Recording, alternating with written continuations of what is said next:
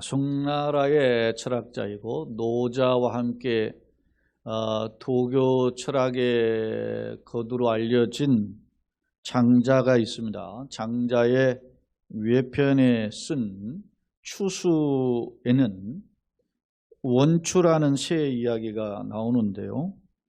이 봉황의 일종인 이 원추라는 이 상상의 새는 중국 남방에 살면서 남해에서 푸켓까지 긴 여정을 날아간다고 그래요. 그런데 이 날아가면서 중간에 쉴 때에는 오동나무가 아니면 앉지 않고, 아무리 배가 고파도 대나무 열매가 아니면 먹지 않고, 물은 예천의 샘물만 마셨다고 합니다. 혹자는 이 원추의 행동에 대해서 새의 주제에 무슨 건방지기는 오만하다 이렇게 표현하는 분도 있지만, 그러나 오랜 기간에 걸쳐 절제된 자기 습성 때문에 이렇게 행동한다고 합니다. 사랑하는 성도 여러분, 일개미물인 새도 자신의 강건함, 자신의 건강을 지키기 위해서 나름 절제하는 습관이 있습니다. 그런데 하나님의 형상으로 지음을 받고, 또 우리는 특히 그리스도인은 그리스도 예수 안에서 새로운 피조물이 된 자들이잖아요. 그런데 우리가 하나님의 사람으로서 절제되지 않고 그냥 세상 유행 따라 즉흥적으로 막 살아간다면 어떠하겠습니까? 현대사회는 많은 물질 문명이 풍요로워지고 있지만, 그러나 사람들의 행태를 살펴보면 먹는 거나 마시는 거나 또 쉼터나 행동하는 모든 것들을 들여다보면 소위 즉흥적이고 묻지마식 행동을 하는 경향이 왕왕 있습니다. 최근에 벌어지는 묻지마 어떤 흉기 난동이나 차량 폭주라든지 살인행위라든지 그리고 성폭행, 이런 일련의 사태들은 비단 아주 지극히 일부의 일이긴 하지만 우리 사회가 이런 점점 즉흥적이고 흉포하게 어떤 감정을 쫓아서 살아가는 시대가 되었다라는 점을 대변하고 있습니다. 이것은 비단 어떤 특정인만의 모습이 아니고 좀 더 우리의 시야를 넓혀서 세계를 바라보면, 세계의 여러 나라의 지도자들을 보면 그들의 모습이 저게 지도자답지 못한 모습들이 있습니다. 지극히 개인적으로, 지극히 개인의 자존심 때문에 이런 벌어지는 현상들이 있어요. 제가 오늘 목회 칼럼에도 적어놨지만, 러시아가 벌이고 있는 우크라이나 이 전쟁에 50만 명의 사상자가 벌어졌는데, 그 전쟁을 중단하지 못하는 이유에 대해서 러시아인들, 해외에 나와 있는 러시아인들을 인터뷰를 계속했더니 여러 사람들이 공통적으로 뭐라고 하냐면 푸틴의 자존심 때문에 전쟁을 중단 못한다는 거예요. 사랑하는 여러분, 그 자존심이 뭐길래 수십만 명의 사상자가 발생했는데 중단하지 못하는 겁니까? 인간의 잘못된 하나의 사고와 인간의 잘못된 판단이 수많은 사람을 고통으로 몰아넣을 수 있음을 우리는 이러한 전쟁을 통해서, 역사적인 상황을 통해서 발견하게 됩니다. 그런데 문제는 말이죠, 이러한 어떤 사람이, 잘못된 사람이 그 어떤 지극히 작은 영역, 사회 속에서도 알려지지 않는 영역 속에서 행동하면 그 사람의 일부 주변만 피해가 되는데, 그 사람이 유명하거나 그 사람이 영향력 있는 자리에 있으면 많은 사람이 고통을 당한다는 사실입니다. 오늘 우리가 살펴볼 말씀은 하박국서의 말씀인데요. 왜 본문의 말씀을 제가 오늘 사용하고자 하는가? 오늘 2600년 전에 하박국 선지자가 활동했는데, 이 하박국 선지자가 살던 시대의 상황과 오늘 우리가 살고 있는 시대적 상황과 매우 흡사하다는 점입니다. 참고로 하박국이 살던 시대에는 의인이 악인에 의해 압제를 당하고 악인이 판을 치는 모습이 종종 목격되었던 시대였습니다. 때문에 하박국 선지자는 이런 부조리한 현실을 바라보면서 몹시 괴로워하면서 하나님 앞에 의구심을 품고 의로우신 하나님 왜 이렇게 악에 창궐하고 판을 치는데 그냥 놔두십니까? 악인이 의인을 핍박하는 이 세태를 왜 관망만 하십니까? 라고 불만 섞인 질문을 하게 되었습니다. 우리 한번 성경을 살펴보겠습니다. 하박국 1장 2절로 4절인데요. 자, 같이 한번 읽어봅시다. 여호와여, 내가 부르짖어도 주께서 듣지 아니하시니 어느 때까지리까? 내가 강포로 말미암아 외쳐도 주께서 구원하지 아니하시나이다. 어찌하여 내게 죄악을 보게 하시며 패역을 눈으로 보게 하시나이까? 겁탈과 강포가 내 앞에 있고 변론과 분쟁이 일어나나이다. 이러므로 율법이 해이하고 정의가 전혀 시행되지 못하오니 이는 악인이 의인을 에워쌌으므로 정의가 굳게 행하여 짐이니이다. 라고 질문하고 탄식하며 섞인 질문을 토로하고 있음을 알 수 있습니다. 그렇다면 이러한 하박국 선지자의 하나님의 공의에 대한 질문에 대한 하나님의 응답은 무엇일까요? 자, 우리가 좀 6절로 10절을 다시 한번 또 읽어보겠습니다. 보라, 내가 사납고 성급한 백성 곧 땅이 넓은 곳으로 다니며 자기의 소유가 아닌 거처들을 점령하는 갈대아 사람을 일으켰나니 라고 했어요. 자, 2절로 4절에 보면 막 소위 세상에 강포가 가득하고 겁탈이 있고 죄악이 횡행하며 악인이 의를 핍박하는데도 정의가 사라진 이런 시대에 왜 하나님은 관망만 하십니까? 라고 하니까 하나님이 대답하신 거예요. 그런데 그 대답의 내용을 보니까 6절에 보니까 저 갈대아 사람을 내가 일으켰다라고 이야기합니다. 갈대아 사람은 지방적으로는 갈대아고 국가로는 바벨론 국가예요. 자, 7절에 한번 읽어봅시다. 그들은 어떤 사람입니까? 두렵고 무서우며 당당함과 위엄이 자기들에게서 나오며 그들의 군마는 표범보다 빠르고 저녁 이리보다 사나우며 그들의 마병은 먼 곳에서부터 빨리 달려오는 마병이라 마치 먹이를 움키려 하는 독수리 나름과 같도다.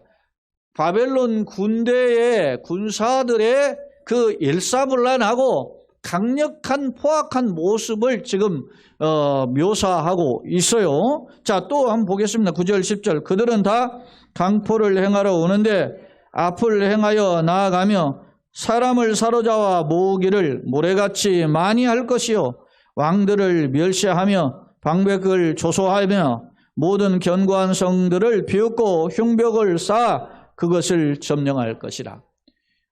이 사람들이 강포를 내오는데 굉장히 일사불란해요. 그리고 강력해요. 그러면서 그들이 10절에 같은 건 왕들을 멸시하고 방백들을 조소한다 그러잖아요. 그러니까 왕들 정도는 방백들 저는 요즘 세상 말로 개무시해버려요. 그렇게 하고 흉벽을 쌓아 성벽을 점령해요. 흉벽을 쌓는다라는 것은 성벽을 공성태의 전쟁을 이루니까 그 성벽 안에서 방어할 거 아닙니까? 그러니까 이까쯤은 성벽을 또 하나 쌓아가지고 그냥 높이를 맞춰가지고 점령해버리는 그런 강력한 군대가 쳐들어오게 될 것이다. 다시 말하면 하나님의 응답은 지금 하박국이 내가 오늘 이게 하나님의 나라인 이 이스라엘 국가에 사는데 죄악이 횡행합니다. 이런 이 꼴불견의 상태를 왜 하나님 관망하십니까? 그러니까 하나님이 저 멀리 강포한 나라인 바벨론이라는 갈대아 지방의 바벨론 국가를 일으켜가지고 내가 이 패악한 강포한 이스라엘을 쓸어버리겠다 이렇게 말씀하셨던 것입니다. 그런데요, 사랑하는 여러분, 이에 대한 하나님의 응답에 대한 하박국의 반응이 무엇입니까? 생각해 보세요. 하박국이 생각하기에 하나님은 공의로우시고 정의로우신 분이시잖아요. 그런데 갈대아를 일으켜서 이스라엘을 침범해서 쓸어버리겠다 하시니까 하박국이 의심이 생긴 겁니다. 왜 그럴까요? 왜 의심이 생겼을까요? 아무리 그래도 그렇지 여기 이스라엘은 그래도 하나님을 믿고 하나님 사는 사람이 일부라도 있단 말입니다. 그러나 바벨론 국가는 어땠습니까? 강포한 나라입니다. 당대 세계 최강으로 막 가는 곳곳마다 나라를 정벌하고 정복하는 그런 나라라 말입니다. 그런데 하나님께서 작은 악을 징계하시기 위해서 더 큰 악을 가져다가 징계하시는 방법이 옳은가에 대한 의구심이 들었던 거예요. 그래서 오늘 하박국 선지자는 1장 13절 같이 한번 읽어봅시다. 시작. 주께서는 눈이 정결하심으로 악을 참아 보지 못하시며 폐역을 참아 보지 못하시거늘 어찌하여 거짓된 자들을 방관하시며 악인이 자기보다 의로운 사람을 삼키는데도 잠잠하시니까. 아니 하나님은 공의로우신 분인데 악인이 의인을 삼키는 것도 방관하시고 심지어는 더 큰 악을 가져다가 현재 이 악을 징벌하시는 게 옳습니까? 자, 17절을 한번 또 보겠습니다. 그가 그물을 떨고 계속하여 여러 나라를 무자비하게 멸망시키는 것이 옳으니까. 여러분 성경 구절 다 시간상 살펴볼 수 없어서 제가 듬성듬성 살피는 거예요. 자, 바벨론의 국가가 여러 나라를 무자비하게 멸망시키는 이런 나라 정말 옳습니까? 오늘날로 말하면 푸틴이 말이지 우크라이나를 침공하는 게 옳습니까? 이런 질문을 하는 것과 동일함을 엿볼 수 있습니다. 오늘 본문에 보니까 옳으니까 이렇게 따집니다. 자, 이 말은 무슨 말입니까? 하나님은 옳으신 하나님이잖아요. 공의로우신 하나님, 정의로우신 하나님이에요. 그런데 하나님이 살아계시는데 어찌 이런 일들이 벌어지십니까? 하나님이 정말 옳다면 왜 이런 일이 벌어집니까? 이건 하나님을 향한 불평인 거예요.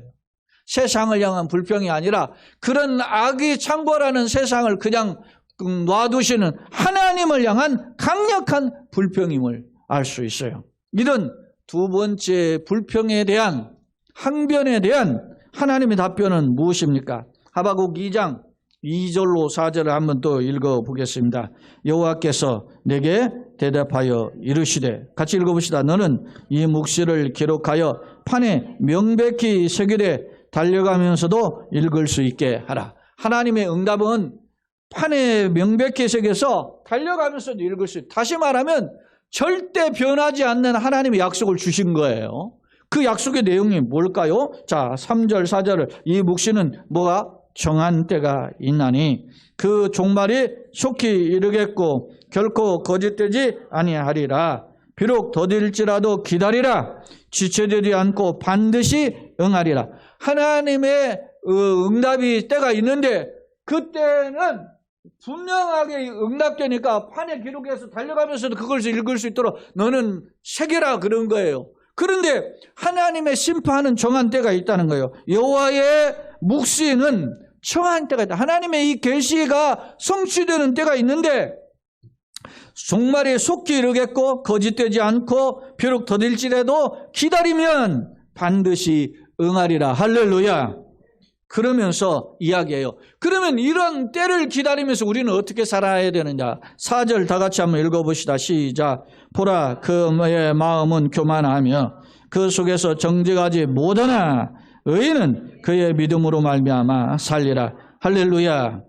오늘 2절, 3절, 4절의 내용을 들여다보니까 어떤 내용입니까? 세상은 불의함으로 광포해집니다. 그래서 하나님의 정한 때를 정해놓고 그를 심판하시고자 한다는 겁니다. 그런데 그 심판의 때를 어떻게 세상은 불의해서 하나님을 떠나 있지만 우리는 그 심판의 때를 바라보면 따라 삽시다. 의인은 믿음으로 말미암아 살 것이다. 믿습니까? 이 말씀이 여러분 기억나십니까? 이 말씀이 성경에 4번 나옵니다.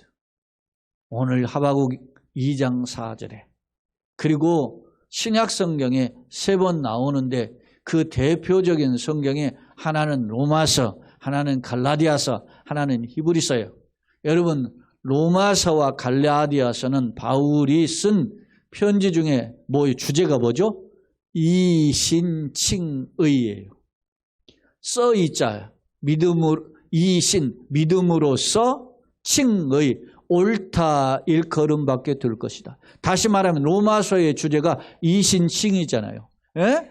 갈라디아서 주제가 이신칭이라 말입니다. 믿음으로써 의롭다함을 받을 것이다.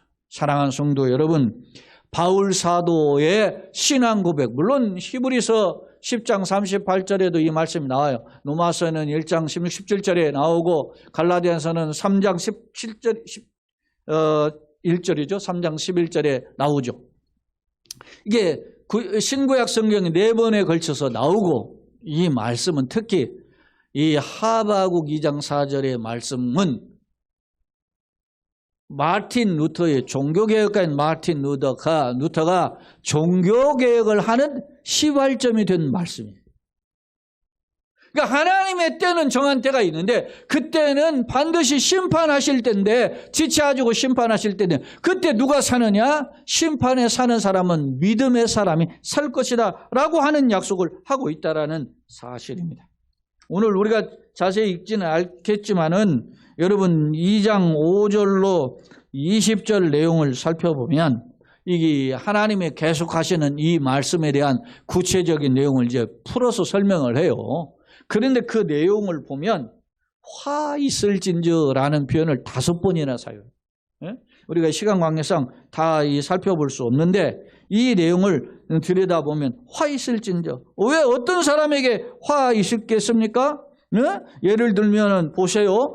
12절에 피로 성읍을 건설한 불의로 성을 건축하는 자에게 화 있을진저.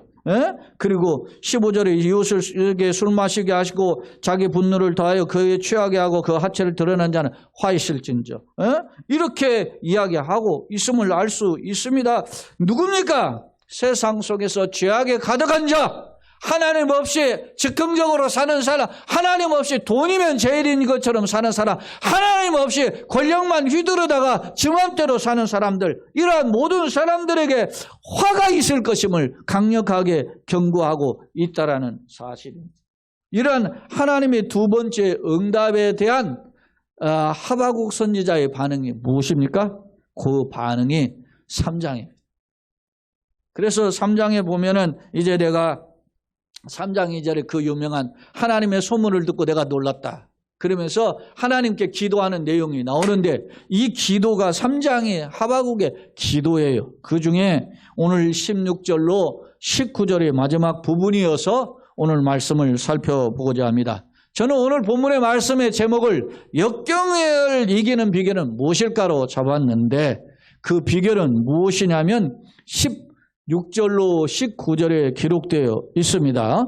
그 중에 저는 정리하면 여호와로 말미암아 즐거워하고 기뻐하겠다라고 하는 것이 이 하바국의 고백인데요. 그러면 한번 말씀을 들여다보겠습니다. 자, 3장 16절을 같이 한번 읽겠습니다. 시작. 내가 들었으므로 내 창자가 흔들렸고 그 목소리로 말미암아 내 입술이 떨렸도다. 사랑하는 여러분, 내가 하나님의 소식을 들었단 말입니다. 장차 있을 미래의 계획을 자기가 듣게 되었죠. 그 하나님의 묵시를 들었을 때 내 창자가 흔들렸다. 창자는 뭡니까? 내 감정입니다. 이스라엘은 여러분 제사를 드릴 때 제물에 뭘 꺼내서 번제단에서 사르죠? 내장을 꺼내서. 왜냐? 내장은 그 제물의 중심이라고요. 피는 하나님의 성소의 향단에 뿌리고 그리고 지성소로 갖고 들어가잖아요. 그런데 이 내장은 태워요. 왜? 내장은 그 제물의 중심으로 보게 돼요. 내 창자가 흔들렸다는 것은 내 중심이 흔들렸다는 겁니다. 그리고 내 목소리가 그 목소리로 말미암아 내 입술이 어떻게 해요? 떨렸다. 그 목소리는 뭡니까? 하나님의 심판의 목소리. 하나님의 미래에 되어질 예언의 말씀에 대해서 내가 내 심장이 흔들리고 내 창자가 흔들리고 내 가슴이 덜덜덜덜덜 떨리고 내 입술이 떨리게 되었다는 거예요. 자, 그 내용이 뭐예요? 자, 보세요. 떨렸도다. 무리가 우리를 치러 올라오는 환난 날을 내가 어떻게? 기다림으로 썩이는 것이 내 뼈에 들어왔으며 내 몸은 내 초소에서 떨리는도다. 사랑하는 여러분, 무리가 누굽니까? 바벨론의 군대란 말이에요. 바벨론의 군대가 우리를 치러 이제 올라온단 말입니다. 지금 사랑하는 여러분, 이 기원전 제가 아까 지금은 우리부터 2600년 전이라 했으니까 기원전 600년경에 요 하박국 선지자가 활동한 것으로 보는데 정확한 연대는 구별할 수 없지만 600년 초 정도가 보여져요. 그러면 그때가 어느 시대냐면 우시아 왕이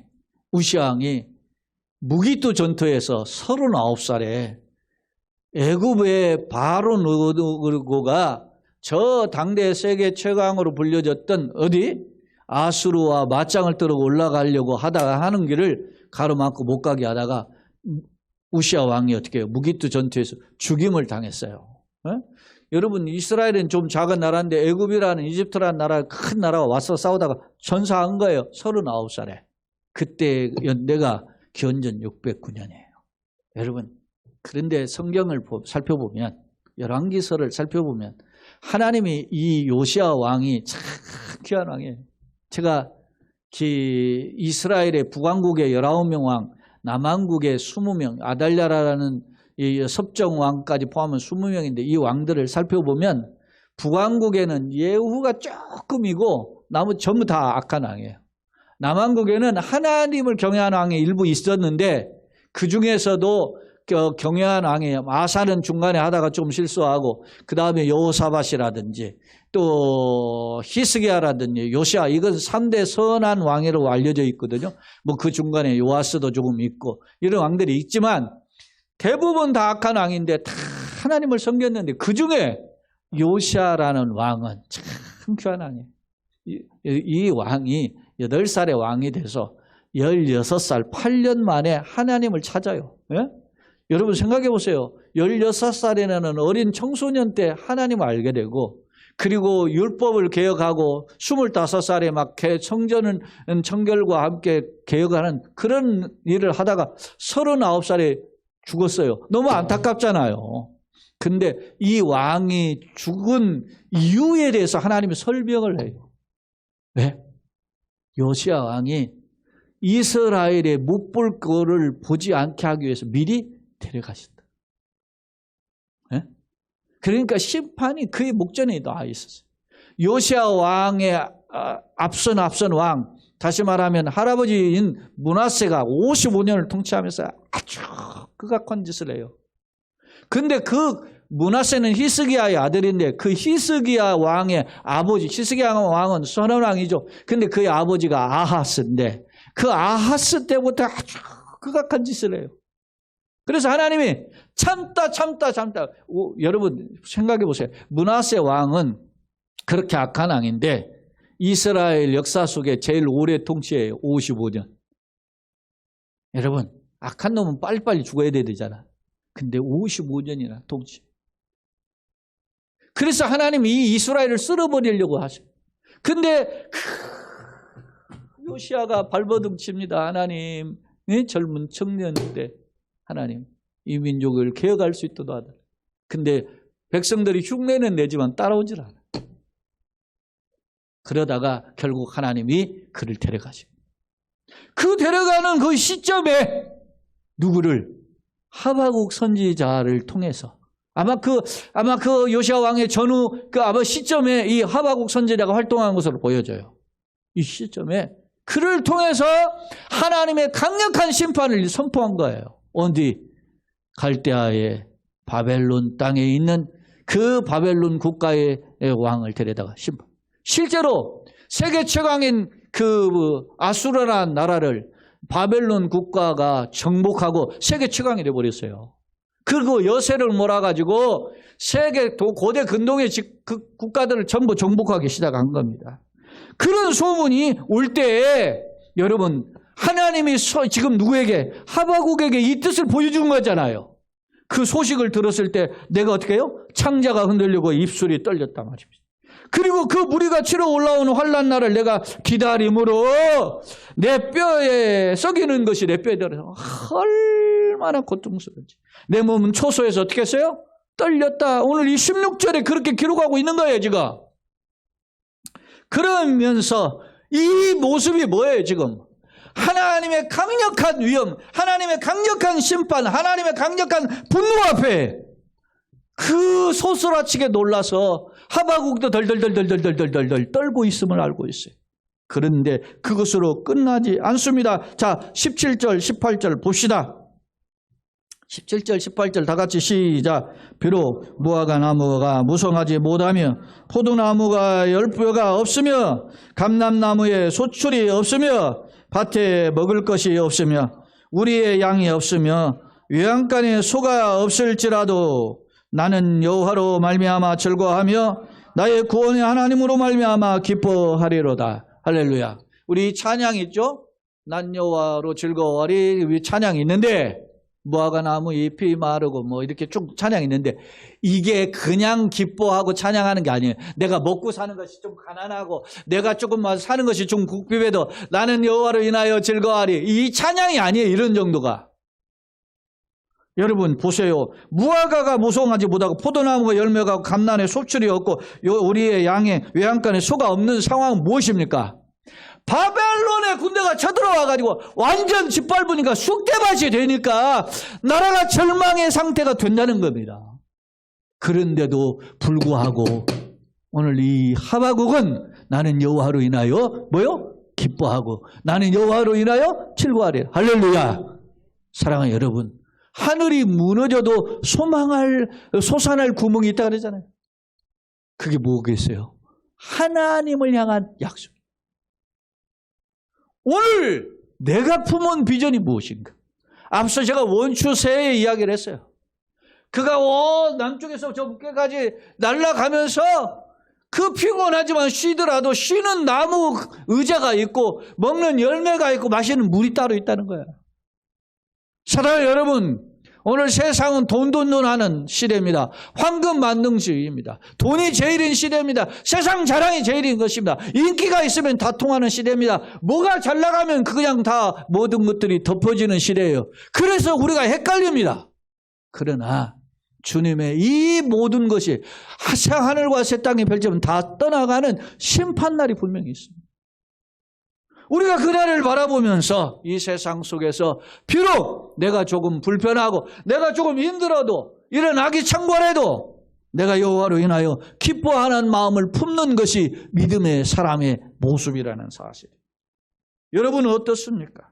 단지 잠깐 경제적으로 어렵고 잠깐 육신적으로 불편해서 그럼에도 불구하고 내가 하나님을 믿겠다, 하나님을 신뢰하고 하나님 기뻐하겠다. 그것도 대단한 귀중한 믿음입니다. 그러나 오늘 하박국이 고백한 이 상황의 모습은 뭐예요?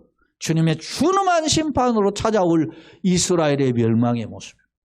사랑하는 여러분, 우리 대한민국이 얼마나 오래 갈 것 같습니까? 우리는 열강의 샌드위치 속에 살고 있습니다. 미국과 중국. 그리고 그것도 같은 동족이 힘을 합쳐도 모자랄 판인데 적대적인 관계로 하고 있습니다. 그 망나니도 이런 상망나니가 없잖아요. 김정은, 북한 같은 곳이. 힘을 합쳐도 돼. 그렇지 않습니까?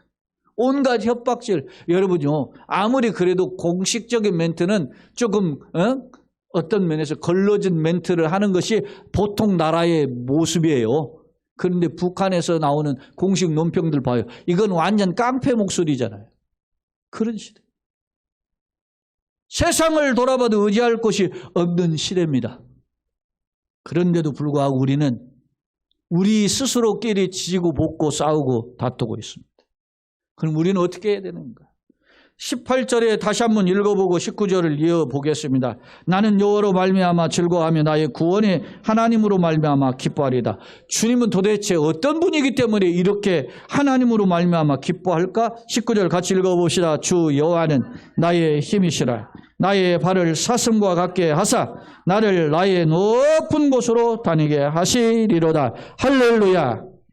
주 여호와는 나의 힘이시라. 여러분, 이 고백이 누구의 고백과 같습니까? 다윗의 고백과 같습니다.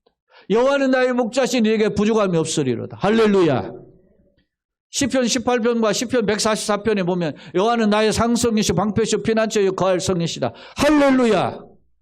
이 강력한 고백을 다윗은 평생 했어요. 그래서 그가 자신을 향해서 찾아오는 칼끝이 있더라도 도망가고 저 굴에도 피하고 뭐 어디 도망가고 막 그래도 결코 흔들리지 않았어요. 여러분 다윗의 일평생은 죽음의 연속에 죽음. 그런 연속에서 그는 여호와는 나의 목자시라. 여호와는 나의 힘이요 방패여서 산성이라는 고백 가운데 승리할 수 있었습니다. 사랑하는 성도 여러분, 하나님은 여러분에게 있어서 어떤 분이십니까? 여호와는 나의 힘이십니까? 여호와는 나의 방패시고 산성이십니까?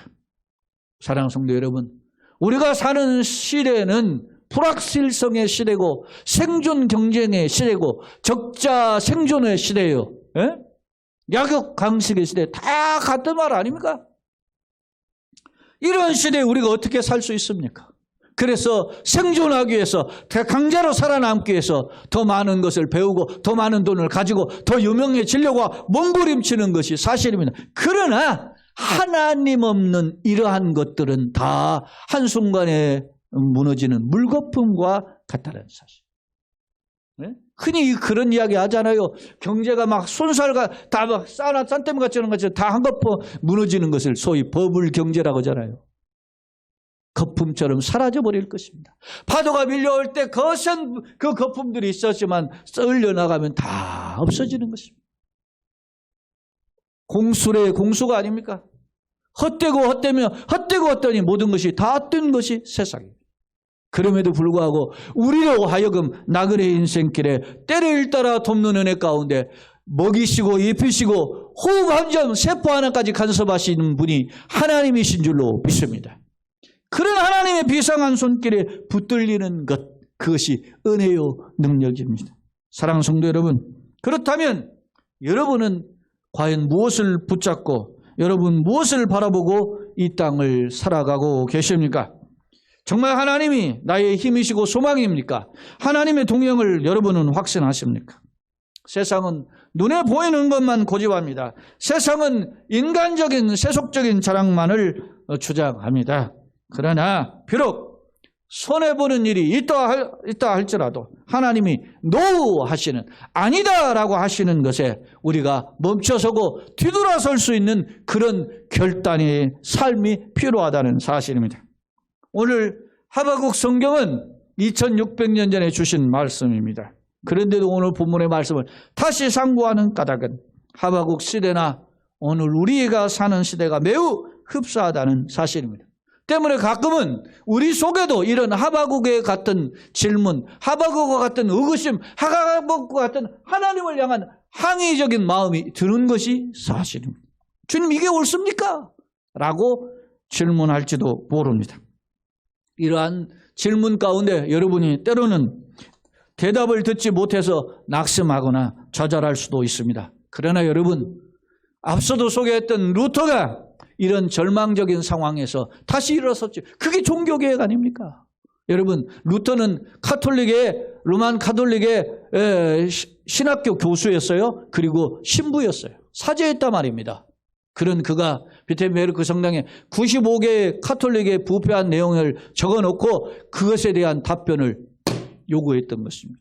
제가 예전에 한번 소개한 이 95개 항목을 상당수를 제가 소개했었는데 오늘은 제가 몇 항목, 한 7개 항목 정도를 소개하겠습니다. 자, 21항에 보면은 교황의 면죄부에 의해 인간이 모든 벌로부터 용서받고 구원받는다고 말하는 그 면죄부를 강조하는 설교자들은 오류에 빠져 있다. 27항에 보면 헌금 상자에 던져넣는 돈이 짤랑 소리를 내자마자 영혼이 영혼옥에서 벗어난다는 설교는 단지 인간이 지어낸 이야기에 불과하다. 32항 면죄부를 갖고 있기에 자신이 확실히 구원받을 수 있다고 믿는 사람은 그런 내용을 가르치는 사람과 함께 영원히 저주에 빠질 것이다. 35항 금전으로 연옥에서 영혼을 구원하려고 하거나 교회의 특권을 사려고 하는 사람은 회개할 필요가 없다고 가르치는 사람과 함께 기독교 교리를 져야 하는 자이다. 그렇게 하는 거예요. 비기독교 교리를 설교하는 자다. 그랬어요. 자, 36항이 아주 중요한 내용 한번 읽어볼게요. 진심으로 회개하는 기독교도는 누구나 면죄부가 없더라도 죄와 벌에서 완전히 면제받을 권리를 갖고 있다. 43항 가난한 자를 도와주고 필요한 자들에게 빌려주는 행위가 면죄부를 사는 행위보다 훨씬 선한 일이라는 것을 기독교인들에게 가르쳐줘야 한다. 62항 교회의 진짜 보배는 하나님의 영광과 은총으로 가득한 거룩한 복음이다. 94항 기독교들은 벌이나 죽음이나 지옥을 통해서 자신들의 선두가 되신 모범이 되신 그리스도를 부지런히 따르도록 가르침을 받아야만 한다. 할렐루야. 여러분, 루터가 얼마나 고민했는지를 아시죠? 이것을 이야기하고 싶어서 신부로서 파문을 당하고 쫓겨나는 한이 있더라도 이것을 각오와 결단했어요. 나는 무엇인가? 나는 어떻게 살 것인가? 악이 창궐하고 권무술수가 난무한 이 시대에 조금의 이득 때문에 내 가지고 있는 믿음과 신앙을 버리지는 않습니까? 모든 것이 정한 때가 있습니다. 하나님의 정하신 시기가 있다는 사실입니다. 바라기는 악이 횡행하지만 의인이 고통당하기도 하지만 그러나 낙심하거나 포기하지 말고 하나님의 때를 바라보고 비록 우리의 삶에 풍성한 것들이 열매로 나타나지 않더라도 말씀 위에 서서 여호와로 인하여 기뻐하고 진정한 주님을 바라보는 참된 행복자들이 되시기를 예수님의 이름으로 축원합니다. 아멘. 더 나아가서 합력하여 선을 이루시는 하나님의 피할 길을 예비하시고 능히 감당하는 일당백 일당천하는 능력으로 채우시기를 우리 교회와 가정 여러분의 걸음 가운데 기도하는 제목 가운데 건강 가운데 나타나고 체험되기를 예수님의 이름으로 축원합니다. 아멘.